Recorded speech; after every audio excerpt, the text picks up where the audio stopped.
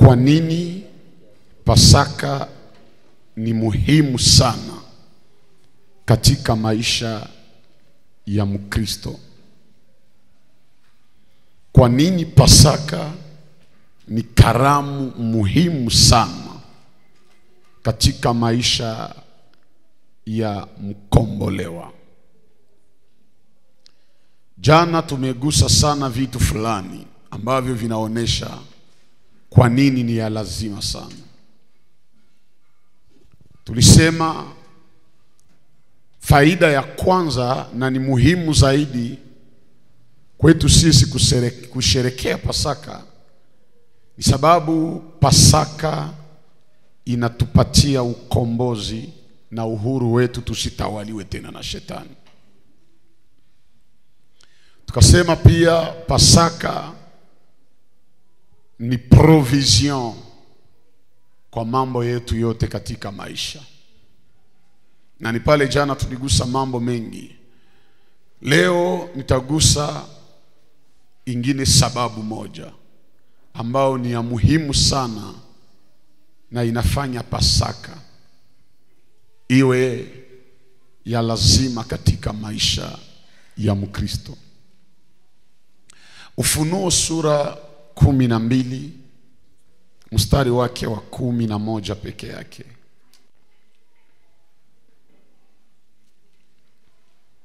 Na tunasindikiza na Wakorintho wa kwanza sura 5 mstari wa 7, sababu ile inasema kwamba Kristo ni Pasaka yetu. Karibu sana Pastor Samuel kutufanyia usomi papa. Tunasoma katika jina la Yesu Kristo. Amen. Nao wakamshinda kwa damu ya mwana kondoo. Walimshinda shetani, wala walimshinda yule joka mkubwa mwekunda au mwekundu. Na kwa neno la ushuhuda wao ambalo hawakupenda maisha yao hata kufa. Amen. Amen. Tushangilie kwa ajili ya usomi wa neno la Mungu.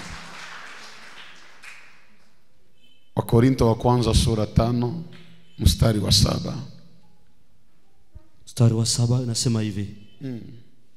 Basi jisafisheni mkatoe ile chafu ya kale, mpate kuwa ndonge jipya kama vile mlivyo, hamkutiwa chachu. Kwa maana Pasaka wetu amekwisha kutolewa kuwa sadaka, yaani Kristo. Amen. Amen. Tushangilia sa mzuri kwa ajili ya ile usomi. Mzee, nitaomba uende kuwatumia ile version ulikuwa nasoma jana. Juu pale inapima changer kidogo. Amen. Amen, amen. Yesu ndiye Pasaka yetu. Ndio maana tukisherekea Pasaka tunakumbuka kazi ile alifanya kwa ajili yetu. Na ni kazi kubwa ya ukombozi. Tulikuwa watumwa wa dhambi tangu Adamu alipofanya makosa katika bustani ya Edeni, akala tunda ya mti ule Mungu alimkataza, nao ulikuwa ni mti wa kujua mema na mabaya. Na kwa kuula yeye na mke wake, hii ikaleta kutengana na Mungu, na Mungu akawafukuza katika bustani ya Edeni. Na Paulo anasema kwa Wakorintho wa kwanza 15:20 hadi 22, anasema kwamba kwa kupitia mtu mmoja, yaani Adamu, binadamu wote tukaingia katika mauti kwa ajili ya dhambi ile alifanya. Ina maana Adamu alipokula tunda, sababu sisi wote tulikuwa ndani ya Adamu, na ndio maana tunaitwa wanadamu, tukakula tunda pamoja na Adamu. Na hii ikaacha tunatengwa mbali sana na Mungu. Lakini ili tupate kurudishwa katika uhusiano mzuri na Mungu, Mungu akamtuma mwana wake wa pekee. Na huyu akaitwa kuwa mwana kondoo wa Mungu azichukuazo dhambi za ulimwengu. na alipofika akauawa Golgotha, ili mimi na wewe tupate kutoka katika utumwa wa yule mwovu shetani. Na ni hapa Paulo alipoelewa haya, akawaandikia Wakorinto akiwaambia ya kwamba wapoteze wala waondoe chachu yote katikati yao, na wawe vidonge vipya, sababu Kristo ambaye ni Pasaka yetu alichinjwa. Pale jana tuliona kwamba alipokuja duniani Yesu, msalabani hakuchinjwa. Msalabani aliuawa kwa kuchomwa mkuki na kwa kupigwa misumari. Lakini Petro anatuambia kwamba kabla misingi ya ulimwengu kuwekwa, tulikombolewa kupitia damu ya samani, nayo ni ya mwana kondoo asiyekuwa na hatia wala kilema yoyote, aliyewekwa kabla misingi ya ulimwengu kuweko, na kisha muda ulipofika akafunuliwa kwetu. Ina maana kazi ya ukombozi haikuanzia kumsalaba. Kazi ya ukombozi ilitimilikia kumsalaba, lakini ilianza kabla mie na wewe hatuyakuwa hata kudunia. Kabla Adamu hajawa duniani, Mungu tayari alikuwa ameandaa ukombozi wake. Kuna matatizo ingine yanakupata leo, lakini toka awali Mungu aliandaa suluhisho kwa ajili ya yale matatizo unayoyapitia leo. Kuna watu wengine wanakukataa leo, lakini toka zamani Mungu alikuwa amekuandalia tayari watu wa maana zaidi ya wale ambao unaona wanakuacha leo. Narudilia tena kuambia mtu, hata kama unapitia vipindi vizito, Mungu ameishaandaa tayari suluhisho kwa vile vipindi, na hautabakilia mwile ile kipindi kizito. Kuna ushuhuda ambayo tayari Bwana alikuandalia kabla wewe haujakuwa bado duniani. Bwana asifiwe. Na miongoni mwa kwa nini hizi faida ingine nagusa leo, Pasaka ni ya muhimu kwetu, au Yesu ambaye ni Pasaka yetu, ni lazima kila leo tumsherekee, sababu ni kupitia damu ya Yesu ambaye ni mwana kondoo wa Pasaka yetu tunapata ushindi. Ambia jirani, kupitia Pasaka sisi ni washindi. Mwambie tena vile. Mwambie tena vile. Ina maana hata upitie vita gani, garanti ya ushindi Yesu alishakaiweka kwa ajili ya maisha yako. Iko sawa, unisikie. Ambia jirani kuwa connecte leo. Mwambie kuwa connecte, usikuwe distrait. Narudilia, Yesu ni garanti ya ushindi kuvita yote tunapitia. Atawa kupige vita iwe vita ya kimwili, iwe vita ya kiroho, Yesu kwa damu yake iliyomwangika, mimi na wewe tumekuwa washindi mara moja. Ndio maana Yohana anasema walimshinda kupitia damu ya mwana kondoo pamoja na maneno ya ushuhuda wao. Kitu nafurahia ni hapa wanasema ushindi wetu ni katika damu ya mwana kondoo. Manake bila damu ya mwana kondoo kumwangika tunashindwa. Bila Yesu kukufa juu yetu, mimi na wewe tungeshindwa. Lakini juu alikufa, atawatasimama aye, hawatatuweza. Anaongea na Yeremia anasema 10,000 wataanguka kuume kwako na 1000 watatokea kushoto, hautashindwa na hawatakufikia. Na maandiko yanasema ils te feront la guerre mais ils ne te vaincront pas. Gusa jirani mwambie ataba kusimamia ye hautashindwa kambele yao. Naona narudilia, kama hautashindwa kambele yao, ile seliba itashindwa mbele yako, ile umaskini itashindwa, ile laana itashindwa, ile mikoshi itashindwa. Mtu moja nipe amen. Na nataka kushangaza nikwambie, halitashindwa, lakini lilishindwa zamani. Tunachunga tu vifike vishindwe. Neno la Mungu linasema hatupigane kwa ajili ya ushindi, lakini tunapigana katika ushindi. Manake vita inakuyaka kwako na inajua kama ilishashindwa zamani. Ile magonjwa isikutishe, Yesu aliishinda Golgotha. Ile ukapera isikutishe, Yesu aliimaliza Golgotha. Ndio maana akasema yote imekwisha. Alisema vile hata ushindi yako alishaka isele zamani. Na niko naitangaza muisemen Pascal, mama moya atoke hapa na ushindi. Kuna wengine hawalale sababu kuna watu wanawapangia mbinu ya kuwaua, ya kuangamiza. Nasema hautashindwa mbele yao, utashinda mbele yao.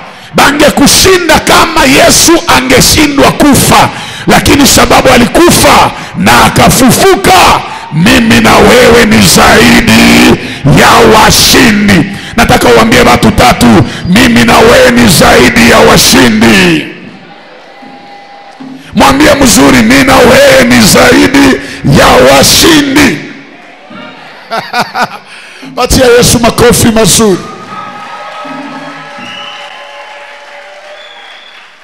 Kama sasa katika damu ya Yesu ambaye ni Pasaka yetu, sisi ni washindi. Andika ni sehemu mbalimbali Yesu anatupatia ushindi, lakini niwapatie vitu tatu au eneo tatu ambao Yesu anatupatia ushindi. Cha kwanza, kwa ajili ya damu ya Yesu, mie na wewe tunashinda mauti. Gusa jirani mwambie, juu ya damu ya Yesu kama Pasaka yetu, hata mauti haina uwezo juu yetu. Yesu, unabude jirani yako. Nani mwanapenda akufa? Sasa umwambie mauti haitakuweza juu ya Yesu, juu ya damu ya Yesu, mauti haitakuweza.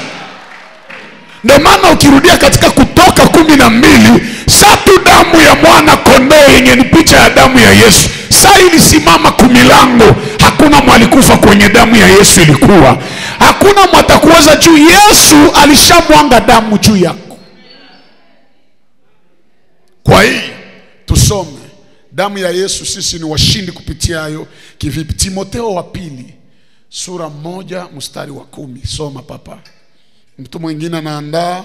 Wa Korinto wa kwanza 15:54 mpaka 57. Mwingine anaandaa Yohana 11:25. Timotheo wa pili sura 1 mstari wa 10. Anarudisha juu ya Yesu, sie ni washindi kunini? Tunashinda nini? Tusomee tusikie hizi verse zote.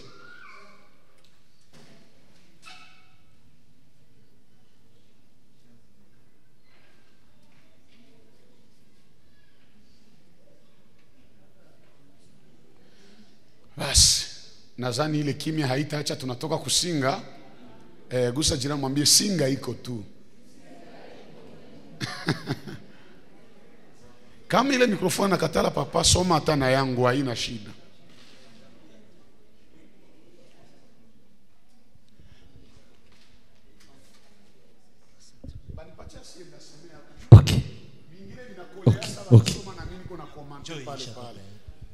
Ndio.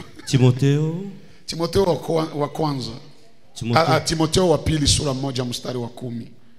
Mtu mwingine anatutayarishia mara moja wa Korinto wa kwanza sura 15 mstari wake wa 54 hadi 57. Biblia inasema hivi. 50 njo 50. Inasema hivi. Ndiyo. Sura yake ya 10. Ndiyo. Sura moja mstari wa 10. Sikiliza. Na sasa imefunuliwa na kuonekana kwa Mwokozi wetu Yesu Kristo. Kupitia Yesu ambaye ni Mwokozi wetu, tukisema Mwokozi maana ni Pasaka yetu, imefunuliwa na kuonekana. Aliyebatili kufa. Ndiyo. Na kununua uzima na maisha yasiyokoma kwa njia ya habari njema. Munasikia? Maana alishinda kufa kwa njia ya habari njema, ndio akatupatia uzima wa milele. Manake wakati yenye uko atashe na Yesu, mauti haina uwezo juu yako. Nataka nirudilie. Ukikuwa atashe na Yesu, hakuna mauti itakuwa na nguvu juu yako. Hata ungeenda sai, kama uko na Yesu, tumaini ni kwamba parapanda itakapolia, utashinda mauti na utanyakuliwa kwenda kumulaki angani. Wakorintho wa kwanza 15 haraka. Mstari wa 54 hadi 57. Inasema hivi. Ndiyo. Lakini wakati ule wa kuoza utakapovaa kutokuoza. Unasikia? Wakati mwili yenye naoza, itafika wakati navala kutokuoza. Mu français, ce corps corruptible revêtira l'incorruptibilité. Na ule wa mauti. Ndiyo. Na ule wa mauti umemezwa kwa kushinda. Unasikia? Hata hii mwili ya mauti itamezwa kwa kushinda. Manake mwenye iko na Yesu, malgré hii mwili iko na iko mortel, deja iko na pouvoir ya kumeza ile mortalite na uzima inaingia. Na ule wa mauti utakapovaa kutokufa, wakati ule litakapotimia neno lililoandikwa, mauti imemezwa kwa kushinda. Ndiyo. Mauti, kushindwa kwako ni wapi? Mkiswahili ingine, mauti uwezo yako iko. Nataka papa usimame kwanza mimi niseme. Kama mauti tutaiuliza siku moja, mauti uwezo wako uko na uko na Yesu, manaki uko zingine esprit de mort ifo kukatala mu maisha. Unapaswa sema we hauko kandida ku esprit de mort sa vile accident. Tia mkono ulisema kwa jina la Yesu. Juu yako Yesu mu maisha yangu. Kila mort sibite haita nikamata, haita bana jamaa yangu, haita bana ndugu yangu. Mamor precoce, accident, magonjwa, sumu harita niua. Sitakufa kumpango ya mwanadamu, sababu kwa damu yako Yesu tumeshinda mauti. Mungu aifanye kwa maisha yako. Amen. Ushinde mauti. Amen. Kwa jina la Yesu. Amen. Niingie hata mu dimension évangélique, même la mort financière itasema stop. Nasema stop kwa mort financière. Mwenye pesa zilikuwa zimekufa hazitakufa tena. Mwenye relation ilikuwa imekufa haitakufa tena. Mwenye fiançailles zilitaribika hazitakufa tena. Yesu ni Bwana wa uzima. Ndio maana alikutanana na ule mwana wa pekee wa mjane wa Nain, alikuwa amekufa, akasema kijana na kuamuru simama. Na mimi niko nasema kile kilikufa maisha yako kisimame. Ile ndoa isimame, ile ushuhuda isimame, ile kazi isimame, ile afya isimame, ile safari isimame. Amen. Mtu mwaseme vifufuke. Endelea papa. Uchungu wako ni wapi? Basi uchungu wa mauti ni zambi, na nguvu ya zambi ni sheria. Unasikia? Zambi Yesu alishinda Golgotha. Tulikuwa nakufa, sasa tulikuwa tungali mzambi. Mekumbe dawa ya zambi inakuwaka. Na tukienda mbali, siku moja Biblia inasema hata zambi zenu ziwe nyekundu kama nini? Kumbe zambi nayo inakuwa na rangi. Kumbe rangi ya zambi ni rouge. Yesu naye salikia kabeba damu damu inakuwa na rangi gani? Maana kumsalaba kulikuwa komba ya ruje mbili. Komba ya ruje ya damu na komba ya ruje ya zambi. Damu ya Yesu ikaangusha ruje ya zambi. 57. Ndiyo. Lakini asante kwa Mungu anayetupa sisi kushinda kwa Bwana wetu Yesu Kristo. Amen. Unasikia, tunapata ushindi kwa Bwana wetu nani? Geukia jirani umwambie tu, ukitaka shindwa usiku wake na Yesu. Ushindi yako haiko muule ndugu yako. Ushindi yako haiko kuule tajiri mnawazaka anaweza basaidi. Ushindi yako haiko kufianse yako. Ushindi yako haiko kwa bwana yako. Ushindi yako ni katika Bwana Yesu peke yake. Ufunuo 1:18. Biblia inasema hivi. Ndiyo. Na aliye hai nami nilikuwa nimekufa. Na tazama mimi ni hai hata milele na milele. Nami nina funguo za mauti na za Hadeze. Amen. Eske tunaweza patia Yesu makofi kuhili? Iko naambia Yohana hivi, mie Yesu nilikuwa nimekufa lakini niko hai. Isitoshi, kwa sasa mie niko hai milele. Maana uzima yangu haiko ya kukufa tena nifufuke kisha tena nikufaki. Kufufuka ya Yesu iko tofauti na kufufuka ya binti wa Yairo. Tofauti na kufufuka ya ule mwana wa mjane wa Naini. Tofauti na ufufuko wa Lazaro. Aba bajamaa batatu walikufaka, Yesu akabafufula, metena bakakufaka. Lazaro rafiki yake na Yesu, Yesu alikia kamlilia kamfufua, lakini Yesu aliendaka, Lazaro akakia kufa tena. Maana wakati Yesu angali kudunia, Yesu anamfufula, kilio yenye Lazaro aliletea jamaa ikaisha juu ya presence ya Yesu. Me akakuyaka kufa tena na Yesu haiko, akareplonge jamaa yake mkilio. Lakini Yesu tangu akufe mpaka leo hatutasikiaka tena alikufa. Mwenye anaweza kushinda ni siku tutasikia alikufa kabakia mkaburi ya Bwana Yesu. Lakini kama aliingiaka siku ya kwanza, ya pili, ya tatu akatoka mzima, na wewe ni vile vile. Gisi vyake ni vya milele, na wewe utapata ushindi wa milele. Ndio maana hatuogope. Haishie pale nasema iko na uzima wa milele. Kisha nasema ni mie Yesu njo sai niko na fungulo ya mauti. Ndio maana kama Yesu iko na fungulo ya mauti juu yako, Yesu ndio atadesida siku utakufa. Hakuna mwanadamu ataamua kukufa yako. Hakuna lisasi itakukamata wewe. Narudilia, malgre wasiwasi kwa mwingine, hakuna lisasi itakubeba. Hakuna sumu ya goma itakubeba. Hakuna ulozi yenye itakusafirisha ukufe. Yesu iko na fungulo ya uzima. Kama iko na fungulo ya mauti, manake enjo anadeside nani ataishi na nani hata ishi. Sasa mimi naambia Yesu, maadui ya taifa yako njobe bakufa. Mimi na wewe jinsi tuko ba Yesu hatutakufa. Niulizie jirani, so nataka kufa unaenda fanya nini mbinguni? Niulizie ungali kijana unataka kufa juu ya nini? Biblia inasema mbinguni kuna wazee wangapi? Sasa ukikufa jene, hauone kama utaenda kuwa jene muwazee. Si batakutuma kule unachoka.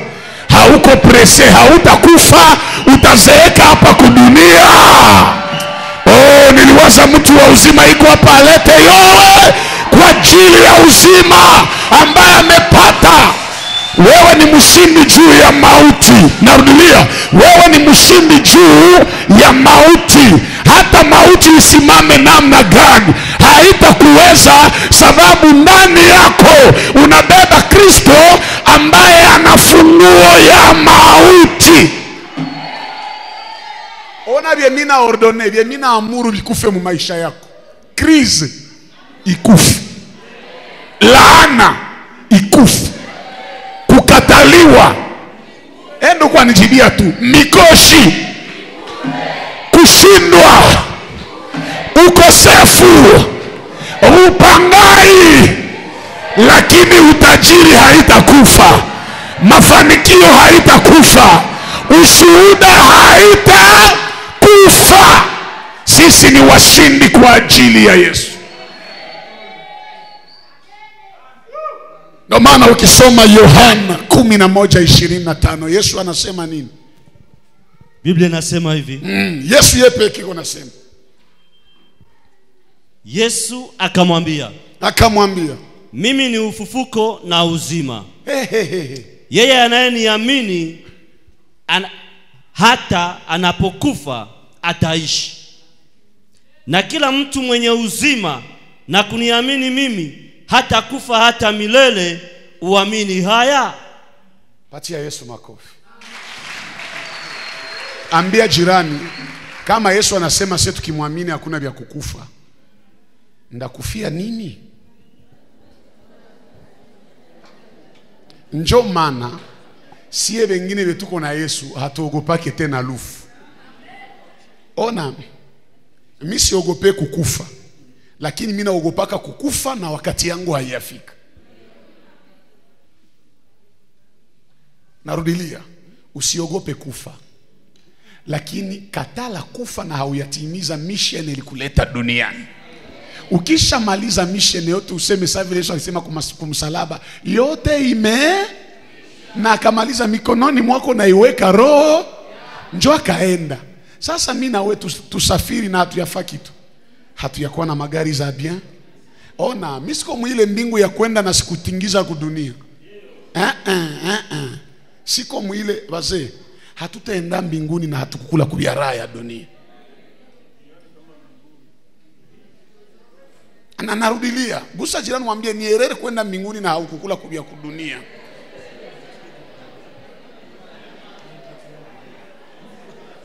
Juu vya mbingu ni vya kiroho, mebi hapa ni vya mwili.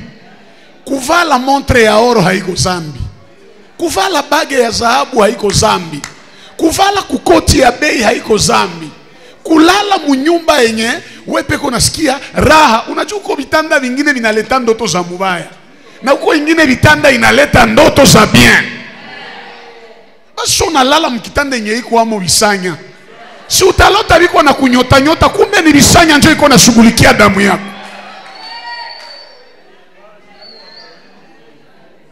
Tutaki kuwa sawa Lazaro. Lazaro bakwenda paradiso, banajikutana na kule anakosa kwa kuikala na ikala mu mikono ya Abrahamu, mkifua ya Abrahamu. Unachokesha mzee wa watu. Abrahamu alienda pumzika, na wao nenda mchokesha tena. Mpaka juu ya maskini, tajiri mwalikufa iko na lungula. Anaambia mzee Abrahamu, hakuongea na maskini, alorke balikuwa na njoo na maskini. Mimi anaongea na mwenzake tajiri Abrahamu. Sema mzee Abrahamu, nitumie ule garsomo iko mikono yako. Niambilia yeye ende nigusia mumaya nisikumia 3 toni huko. Mterme nyingine kama alikuwa shapumzika mkifua, atoke kwanza, atumiwe mpaka mbinguni liko na kutumatuma. Wana waza angekuwa tajiri wangemtumatuma vile. Tunakatala umaskini na tuko na Yesu. Tunakatala mateso na tuko na Yesu. Tunataka raha, heshima hapa kudunia na baadaye uzima wa milele. Haiwezekani. Yo, tusikwe na vala vile vya zamani, na sisi tuvale kubya mupya. Hata tutakula kuma musobyo, kuma nderema, kuma mboga buchungu, metuzikule yenapigiwa ya sasa. Hapana ile mipigio tu ya zamani. Hapana tu kukuliaka kunyumba kila siku. Wakati ngine unashuka hata na wefasi ya bien ku restaurant, haiko zambi. Ni benye biko nazo njoo banaenda kule. Na wewe uanze enda kule kwa jina la Yesu. Mimi nasema mubaya, niseme mlingala na lobi mabe. Si njoo vile binakuwaka. Ona, Yesu hakukufa juu tuteseke. Alikufa juu mateso yetu ikufe, tupate uzima na tupate raha. Amen. Ayaya. Bwana asifiwe. Amen. Njoo maana si hatuogopi kufa, lakini tunaogopa kukufa mubaya, na tunaogopa kukufa kwa wakati yenye Mungu hakuandaa, na pia tunaogopa kukufa na hatuna kitu yetu tuliachia baba bakia nyuma yetu. Shida. Uliamini Yesu kisha ukufe, uache makonflimu jamaa.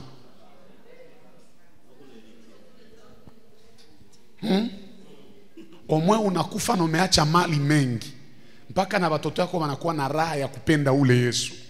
Kuko vingine Mungu akitufanyizia, hata atuambie watu baokoke, wataona tu kama Mungu anafanyizia na hivi tunamfuata. Bali tuletea injili ya mbaya, heri maskini.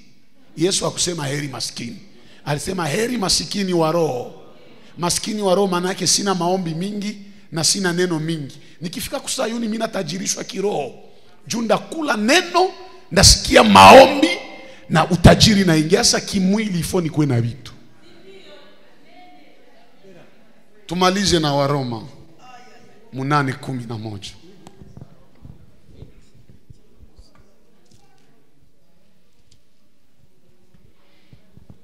Romains chapitre 8 le verset 11. Biblia inasema hivi. Ndiyo. Lakini kama roho yake yeye aliyefufua Yesu katika wafu anakaa ndani yenu. Ase kama naikala ndani yetu. Yeye aliyefufua Kristo katika wafu. Ndiyo. Atawapa uzima wa miili yenu iliyo katika hali ya kufa. Achia pale papa. Ule mwalifufula Yesu atafanya nini? Atatupatia nini? Sasa kama atatupatia uzima, unawazaka heri ya kukufa. A partir ya leo tukue na achia na mapusi nazo zipumue. Unasikia napita kumanjanje na lia nyawa ateli sa mtoto bile vya nyele kusimama kukichwa. Acha tu ipite, haitakufa kitu. Samuel lia nyao sa mtoto juu umesikia moto ya Yesu ndani yako, njoo inalalamika vile. Kisha naona sikia bogo nasema tena kwa jina la Yesu. Yesu ni arme lourde yenye haupaswi kuwa natumikisha hivi hivi. Amen, amen. Papa tusome na verset ingine, Ephesiens 2:6. Nisema leo tutasoma sana, ni mubaya. Wa Efeso 2 mstari wa 6. 2 mstari wa 6 wa Efeso. Na alitufufua pamoja naye. Yesu alitufufua pamoja naye na kutukalisha pamoja naye, na akatukalisha pamoja naye katika pahali pa mbingu. Pahali pa wapi? Pa mbingu. Achia tu pale papa. Nani mwalitufufula pamoja naye na akatuikalisha pamoja naye? Wapi? Pahali pa mbingu. Iko chini, iko yule. Maana yake tukikuwa na Yesu non seulement anatupatia uzima, metuko na place yulu. Yulu ni kuinuliwa. Usa jirani mwambie hauna droit kubakia chini. Unaitwa kuinuliwa. OK, bonsoir les élevés. Non, bonsoir les élevés. Jambo walioinuliwa na Yesu. Njoo maana mtu asikushushe.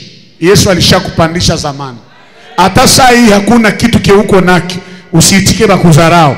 Yesu alishakupandisha zamani. Hata saa hii unaonekana hauna makuta, usiitike michezo ya kuchezea. Yesu alishakuinua zamani. Tembea na mwenye anaitika kupatia heshima, mwenye anakuzarau tie mbali. Uza jirani mwambie ndakuvumilia kama unaniheshimiaka. Lakini kama hauniheshimiaki, hauna nafasi mu maisha yangu. Juu sitakupatiaka hata mwanya ya kunizarau. Yesu alilipa gharama kubwa juu mie niheshimike. Usikie nichezesha wala kutafuta nishusha. Juu kuko wengine bananionaka banajua reisite yabo inadependre na mi. Sasa ukinishusha unaacha badute na ile espoir banakuwa kanayo juu yangu mie. Usipermetre mtu akuzarau. Narudilia, atange kupa vya maana kama havisindikize na adabu na heshima, katala vile vyake. Hakuna kitu kenye kinaweza kubadilisha kenye alikupatia isipokuwa Mungu ndiye anaweza kupatia vyenye vitabadilisha maisha yako. Mwenye atakupatia vitu na mazarau, abakiane navyo na utaishi tu. Sijue kama mko nanielewa. Njia ya pili tunapata ushindi kupitia damu ya Yesu. Hatupate tu juu ya mauti, lakini pia kupitia damu ya Yesu tunapata ushindi juu ya shetani.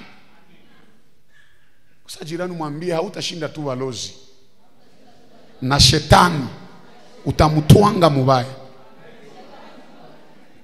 Wakolosai sura 2 mstari wa 14 na 15 inasema Papa, utatayarisha ile ya Kiswahili na uitayarishe mfranse juu kwa materme zemi napenda mfranse. Kupitia Yesu tulishinda shetani. Wakolosai sura 2 mstari wa 14 na 15. Na bana tutayarishia Waebrania 2:14 na basi.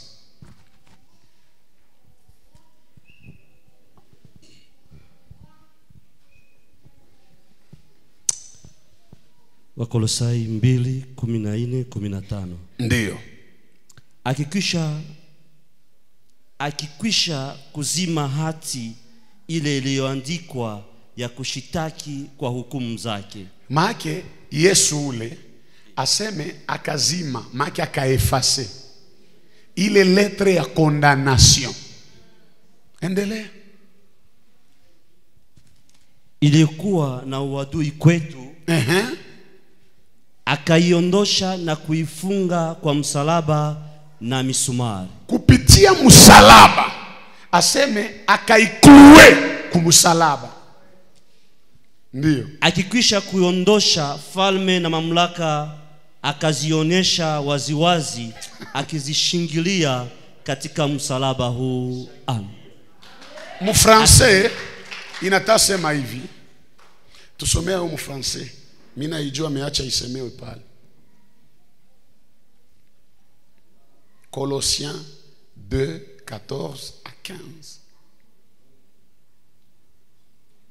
Kumbe msalaba ilikuwa natufichikia vya mingi sana.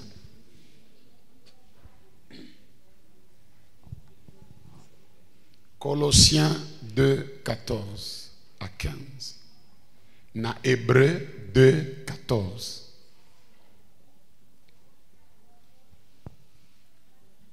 Il a effacé l'acte dont les ordonnances nous condamnaient. Ou il ni Yesu. Il a effacé l'acte dont les ordonnances nous condamnaient. Oui.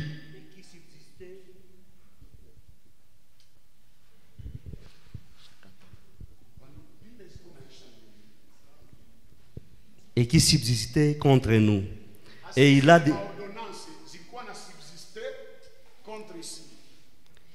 a détruit en les clouant à la croix. Il les a détruits akazichomaki akazitundika kumsalaba. Endelee. Il a dépouillé les ordonnances. Qu'est-ce qu'il a fait? Il a dépouillé les dominations. Kudépouiller manake ni kuvula, kunyanganya, kusomba, kuacha mutu bila kitu. Ndiyo. Les dominations ndio utawala. Il a dépouillé les dominations et les autorités. Na mamlaka. Et il les a livrés publiquement en spectacle, en triomphant d'elle par la croix. Manake Yesu, si tunamuona kumsalaba, yeye ndio iko nalia, yeye ndio wanavula manguo, banazichezea kokura, havale kitu na nguo ya ndani, havale. Si tunaona vile, bebiko namuona vile banamcheka, kumbe biko na cheka vile Yesu anavuliwa manguo, alors que mkiroho iko na nyang'anya shetani uwezo yote. Shetani hana tena uwezo juu ya watoto ya Mungu. Njoo maana nakuyaka kukushambulia anashindwa, sababu balishamunyang'anya autorite juu yako. Sijue kama kwa mwiko unanielewa, lakini narudilia, ingalao mbinu shetani atafanya juu yako, hata kuweza juu. Tuko na ushindi juu ya shetani kwa ajili ya kazi ya msalaba. Pasaka wetu alipotundikwa msalabani, alimnyang'anya mamlaka, akamnyang'anya madaraka. Ndio maana shetani hana neno juu yako. Alikuwa na neno na Yesu hayakuya, lakini juu Yesu alikufa juu yako. Shetani hata kuweza. Narudilia, shetani hata kuweza. Ni exagere na jamaa yako shetani hata iweza. Juu mwenye iko na Mungu, hata wenzake ba mjamaa yake habana Mungu, batapumua juu ya Mungu wake. Kumbuka Mungu aliambia Abraham, kama Sodomo na Gomora kukipatikana hata mwenye haki mmoja, sitachoma Sodomo na Gomora yote. Manake mwenye haki mmoja alipaswa okoa Sodoma na Gomora. Sasa we mwenye haki wa leo, jamaa yako ndio Mungu atashindwa okoa, na kupitia wewe behaba yaamini Yesu batamuamini. Kupitia wewe watu wengine watapata ulinzi. Bali muvula mwanaenda kwa shetani, anaenda kwa mtu mwenye hana manguo. Shetani hana manguo, hana uwezo, hana vya atakupatia. Njoo maana kwa jina ya Yesu shetani anaenda kambali na si.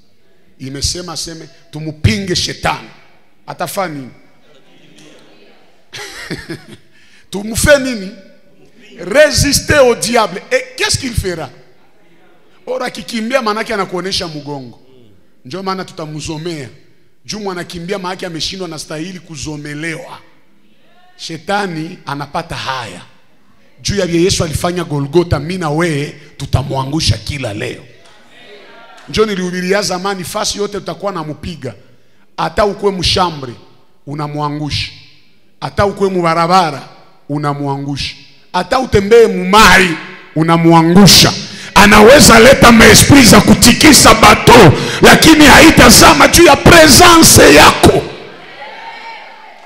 Waebrania 2:14 nasema hivi. Basi kwa sababu watoto wameshiriki damu na mwili,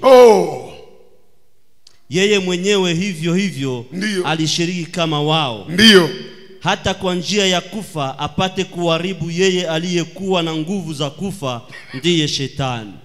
Sikia, hawakuua shetani, bali muharibu, bali mudetruire. Gusa jirani mwambie shetani hakuwa tena mzima, bali mubomola mubaya.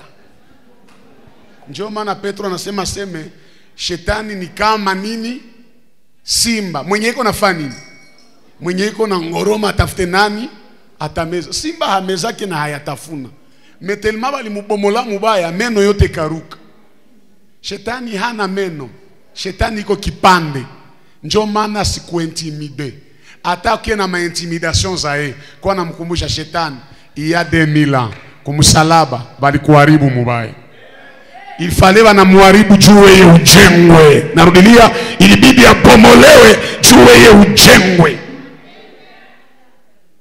Lakini pia mbele ningia sa muvilonda ya Yesu. Njia ya tatu tunapata ushindi kupitia Pasaka au kupitia damu ya Yesu. Tunapata ushindi juu ya zambi. Sasa jirani mwambie damu ya Yesu inatupatia ushindi juu ya zambi. Warumi 6:6 hadi 14, lakini batu utasomea kunyumba, ubatusomee tu 14 peke yake. Romains 6:14. Wotanzia kusisi mpaka 14. Petro wa kwanza sura 2 mstari wa 24. Wagalatia sura 5:24, na kunyumba tenda soma Isaya 53 mstari wake wa 4 hadi 8. Tusomee papa. Roma 6:14. Ndio. Kwa sababu zambi haitawatawala ninyi. Zambi haitafanya nini? Nimesema damu ya Yesu au Pasaka inatupatia ushindi juu ya zambi. Sasa wanasema zambi haita. Papa, mbele uendelee, acha niseme. Ça veut dire quoi? Munisikie. Zambi inaexiste.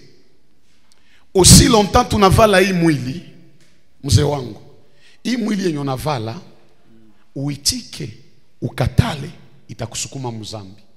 Sasa saa ndiko inasema zambi haitawatawala, manake wanaima zambi pouvoir ya kututawala. Ni siye njo tunajua hata ni zambi inakuya, siye njo sasa tukue na kontrole yulu ya zambi, me zambi sikuwe na kontrole juu yetu. Amen. Imekuwa kidogo kwa sababu hapa kuelewa.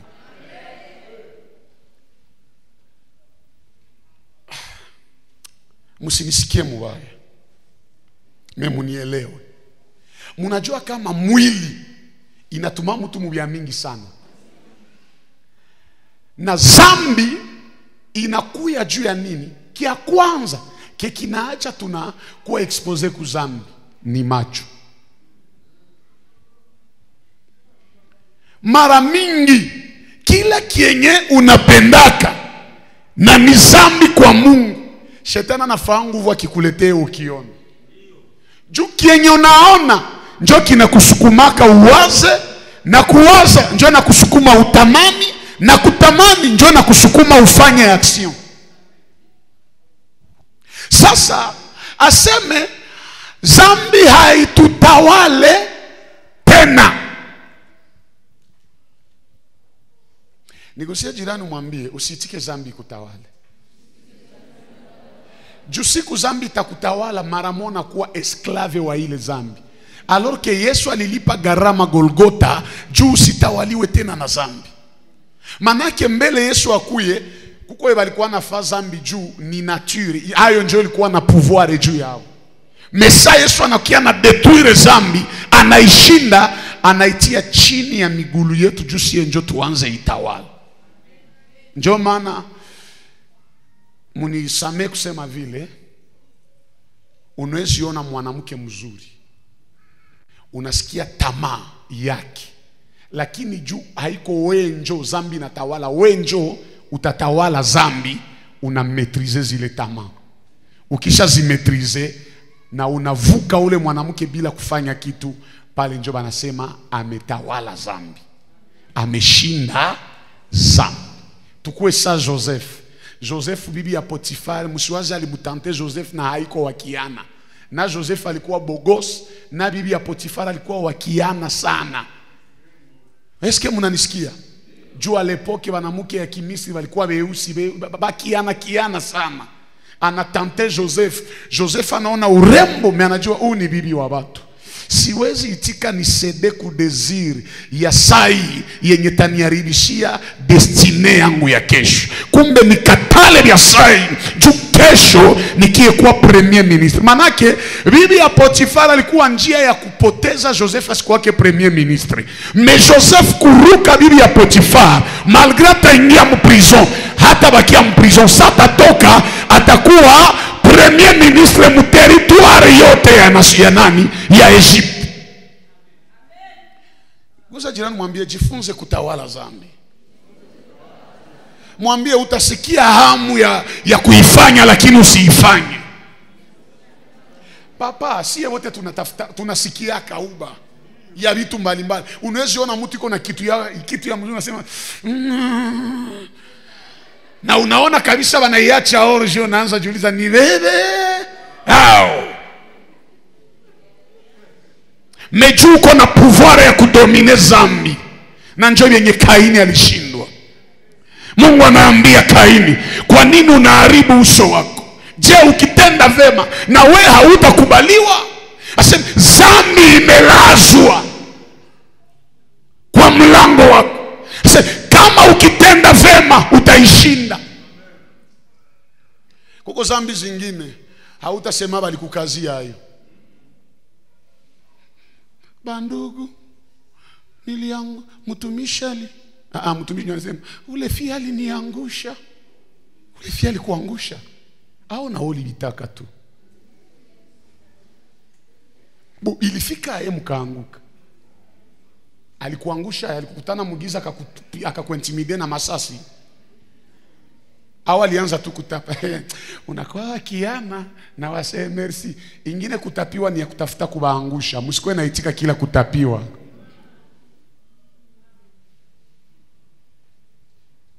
Jifunze kutawala zambi. Zambi sikudomine. Ba zambi na domine njo nasikiaka anaanza fana vyenye mtu mzima hawezi fanya. Vyenye tuko naona leo kumitandao. Mtu mzima iko na zini na nyama. Hata nyama haiparamie ingine nyama. Hivi. Niache hili. Hivi tuko naanza ona leo mwanaume na mwanaume wanaoana. Mwanamke na mwanamke wanaoana. Mnajua kama ile ni mazambi zenye Mungu haziite zambi. Ni maimprevi, ni vya Mungu naye hakuwazaka. Ni vya Mungu hakuwazaka. Juu haiko mzambi. Kumwisho njo sa Mungu ameokoa Israeli. Anabafikisha mjango. Njo sa Mungu anaona kwenye hapa biko naendea. Banatafa vya sikupangaka. Na bilianzia kule Sodomo na Gomora. Njo akaanza sema itakuwa ni makufuru kama mwanaume atatembea na mwenzake mwanaume, au kama mwanaume atatembea na nyama. Aseme haiko tu makufuru, mkiona wale muwaue na majiwe. Kisha na Biblia inasema na taifa lote liseme amina. Meweye aseme sijue ni makama kromosome mumwili, sijue maorgani nini njo zinanisukumani kuwe na tendance. Kama huko mwanamume unatafutaka jifasa mwanamke, tunaanza kemea ile tabia muweye kwa jina la Yesu. Mungu kama alikuumba mwanaume, alijua ni ya kuumbe mwanaume. Usitafute jifanya mwanamke.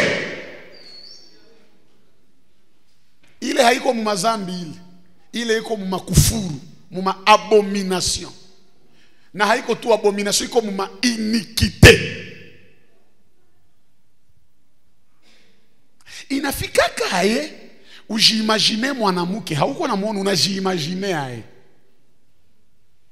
Unamfikiria mkichwa, kisha unamkokota, kisha unaanza enda fabi yenye habipashwe fanyiwa.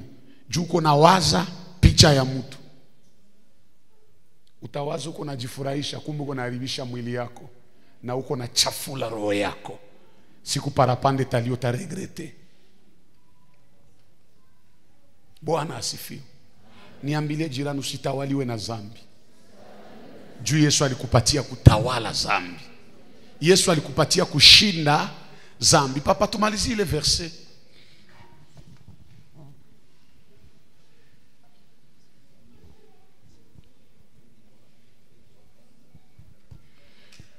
Tumalizie le verset, papa. Romains 6:14.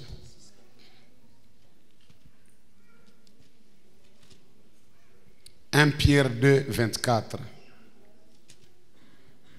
Galates 5:24. Umalizie ile 14. 14 ndio ulikuwa hauyamaliza. Ndio. Kwa sababu zambi haitatutawala, kwa sababu ninyi si chini ya sheria, lakini chini ya neema. Amen. Eske munasikia? Paulo kufasi ngina nasema eske juu tuko muneema njoo tuendelee kufanya zambi? Sasa unasikia vile wanasema se zambi haitaendelea kufanya nini? Kututawala juu hatuko tena chini ya sheria. Ça veut dire wakati ya sheria ya Musa njoo zambi ilikuwa natawala watu. Metukisha kuwa muneema, neema na tusukuma tusitawaliwe na zambi, lakini siye njoo tutawale zambi. Ça veut dire que hauta evitaka kukua tante. Kila mtu shetani anaweza mjaribia jua msukume mzambi. Mungu amekupa pouvoir ya kusema no kukila tentation. Hata ni urafiki dada yangu fiancé ataisha kupana kwa mali kama hawayabaombea hauruhusiwi. Sikia hii kimya.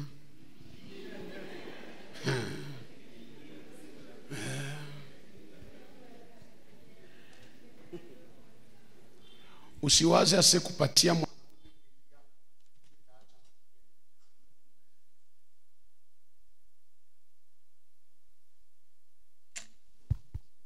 haiko kumupatia mwili yako njoo itaacha na kuoa. Niliwaambia mjuma mwenye kitu ye wanaonjaka ni echantillon. Hakuna mwenye anabebaka echantillon mwake. Anaionjea tu pale pale. Mesana kuwa na besoin ya kukamata yenye ataenda na huku nyumba. Banampatia yenye ilikuwa haionekani. Sasa wewe ushajitia kwa garçon. Alishatu kuambia je t'aime na kwa wengine chambo mzee moya hivi angali tunakwambia tu vois ma sœur je wewe peko na malizia teme kaka. Mara moja peko nenda malizisha kisha sali kuambia je t'aime, kesho mara moja unalamkia kwake. Unaanza koropa, unaanza mpigia na unaenda mtandikia kitanda na unamfulia manguo za ndani. Yesu wangu. Kisha kesho anakupiga mimba na anakukimbia ananidesevoir. Ulijibebaka. Bakia. Omwe uchelewe lakini uliheshimisha Mungu kuliko kujibeba beba kwenye hakuna heshima ya Mungu moyo wako. Bwana asifiwe. Zile zingine verse Yesu wakati naisha mama yake na mama. Okay. Damu ya Yesu inatupatia nini? Inatupatia ushindi. Ushindi kunjia ngapi tumezungumzia? Ushindi ya kwanza tunashinda mauti. Ya pili tunashinda dhambi. Ya tatu tunashinda shetani. Hapa kuzambi Yesu atusaidie. Zile verses zingine utaenda zisoma utaenda ona kama juu ya nini tunashinda dhambi. Juu Yesu alibeba dhambi yetu. Njoo ile Petro wa kwanza 2 anazungumzia. Aseme alibeba, alichukua dhambi zetu. Kama alizibeba hatuna droit tena ya kuitika tutawaliwe na dhambi. Nataka uguse jirani, umkamate mkono, mwambie Yesu atutie nguvu. Tukue na kuwa na roho ya kushinda dhambi.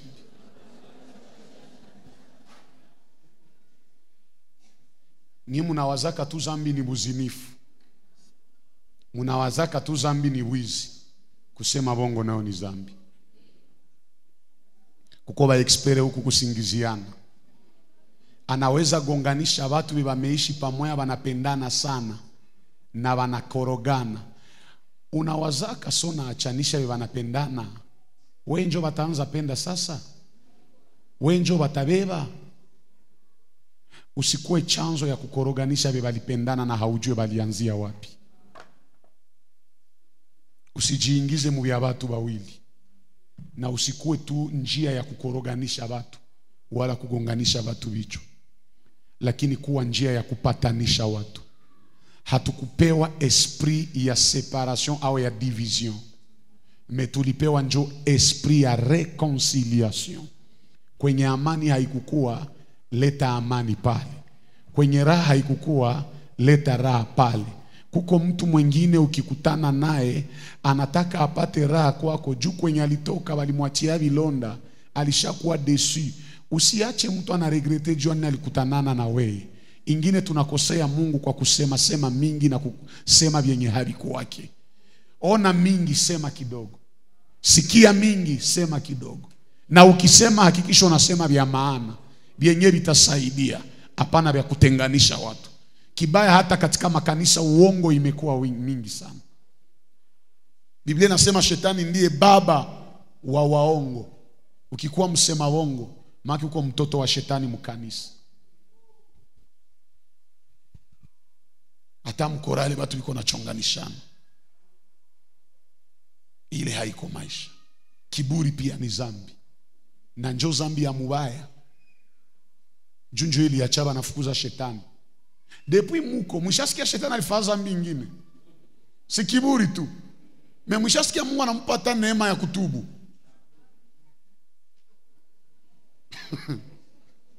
Moya tu ikaacha bana mpresipite. Kiburi taacha bana kukimbia na bana kukimbiza. Hakuna mwana siportaka mtu wa kiburi. Ma sœur, dada yangu, unataka olewa, jifunze kwanza kunyenyekea. Jifunze kutulia.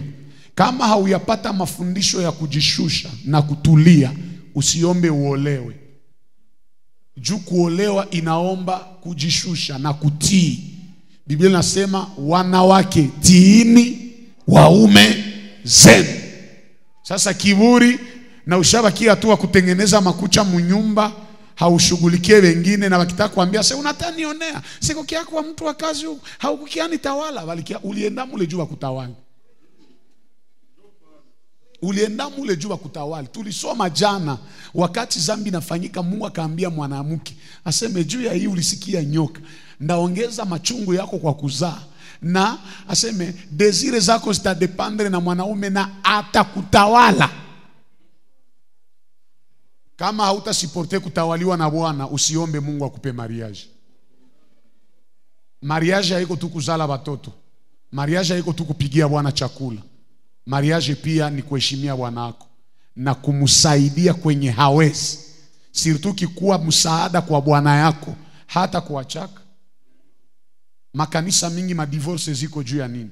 Juu mingi waliomba Mungu mariage na hawayakuwa na tabia ya kuchunga mariage.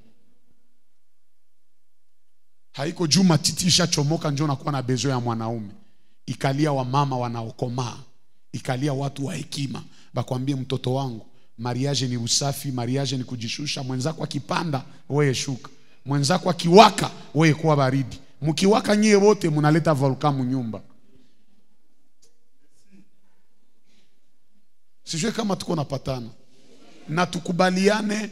Ni kweli Biblia inasema hawa wawili watakuwa mwili, ni mwili moja kiroho, mekimwili ni mili mbili. Kila mtu iko na foli zake.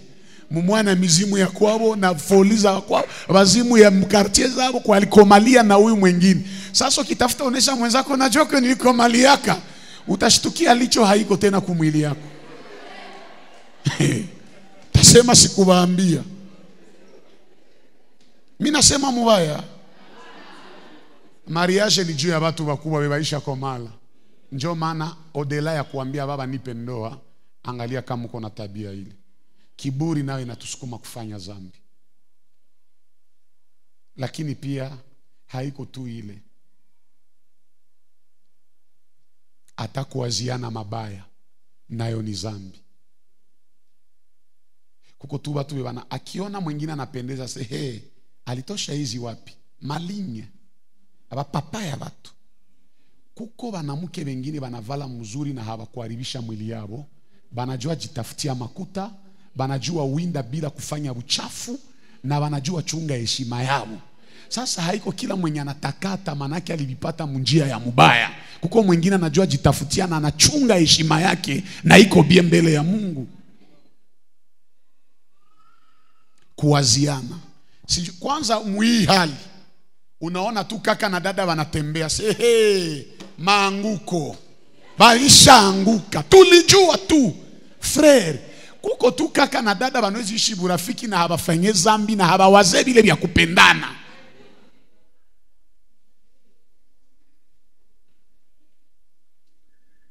Mimi nasema mubaya kuwaziana, sirtu hii kuwaziana. Kuko wengine washakuwa ba expert. Akiona tunatembea sema oni kutembea. Kutembea ya Bumbaraga. Eish. Kutembea ya Bumbaraga njoo yeye na kutembea ya haiko Mbaraga njoo yeye. Se shindikana huyu. Muache ile tabia banduku. Gusa jirani mwambie tusikwe na waziana vya mubaya. Tukwe na waziana vizuri. Usione, usitafute kote negatif kwa mtu, angalia hata kote positif yake. Basi kwa jioni ya leo Mungu atubariki na atuwezeshe. Amen. Sasa kesho manake bandugu. Si kesho ndio vendredi. Kesho tunagusa ile vilonda 7. Ni vya mingi mendagusa bisaba kesho. Amen. Ile vilonda yenye ndagusa ningali tu mui option ya victoire. Sasa niwaoneshe buma mwendre detail wetu tulipatia mo ushindi kupitia damu ya Yesu. Apare vile vile nimesema nda andika hazo mbio juu kesho nisizirudilie. Damu ya kwanza tutazungumzia kesho ni damu yenye limwangika Getsemane. Hapana Getsemane, Getsemane. Get maake G E T H S E, unatia kwa accent hii ya hivi, sijue kama njoo igi kama grave, sijue sikumbuke. M A N E, kama ni mfransa unatia tena kwa ile accent. Getsemane. Mnakumbuka kama pale Getsemane njoo matoni ya jasho ilianguka ikageuka matoni ya nini? Ya damu. Pale kesho ndazama juu kuko vya mingi vya utamu. Pale njoo utaona kesho kama inafikaka wakati yenye unaenda na watu unawaza watakusaidia mu vyako. Kumbe vyenye Mungu alipangani vyako wewe peke. Hautahitaji msaada ya mtu. Juu Yesu alienda na venye alienda na Petro mwalikuwaka peshere usiku yote halalaki. Yulu ya mai. Memu 30 minutes Pierre akaanza ngoromo. Kilonda ya pili utazungumuzia mandevu ziliongolewa.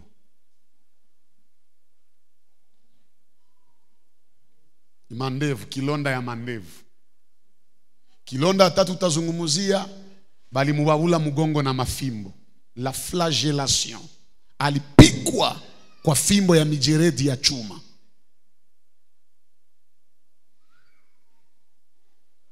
Kilonda ya ine utazungumuzia alivikwa taji ya miba.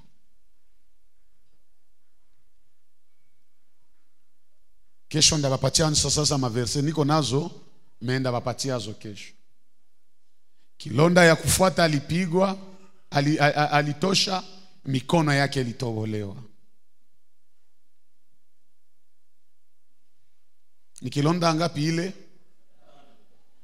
Kilonda ya 6, miguu yake pia ilitobolewa. Kwa misumari bien sûr. Na kilonda ya mwisho nyie wote munaijua. Ni nini? Bakamtobola na mkuki wapi? Mbavu. Nini na nini vikatoka? Damu na maji.